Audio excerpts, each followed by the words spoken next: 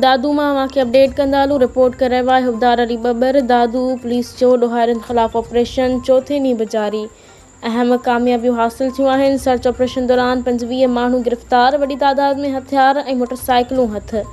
ॾोहारियुनि जा ठिकाणनि पिणु तबाह कया विया।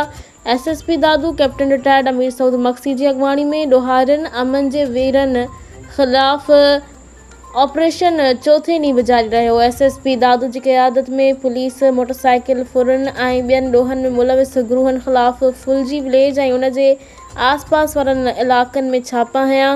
लेडीज़ पुलिस साण करे गैरकानूनी हथियारनि ऐं चोरी फुर थियल सामान जी बरामदगी लाइ घर घर तलाशी वरिती। अॼु अचु वञु वारनि रस्तनि खे सील करे मशकूक माण्हुनि जी चेकिंग कई वई, जंहिं दौरान 25 शकी जवाबदार वधीक जांच लाइ हिरासत में वरिता विया आहिनि। सर्च ऑपरेशन में तलाशी दौरान वॾी मिक़दार में हथियार हथ कया विया, जिन में बंदूकूं, राइफल ऐं रिपीटर शामिल आहिनि, जॾहिं त सवें गोलियूं ऐं कारतूस बि हथ आया। उन खां अलावा 9 मोटरसाइकिलूं, 11 मोबाइल फ़ोन ऐं खाट, चोरियुनि ऐं ॿियनि वारदातुनि में इस्तेमालु थींदड़ रंबा, कैंचियूं ऐं ॿिया औज़ार बि हथ कया विया।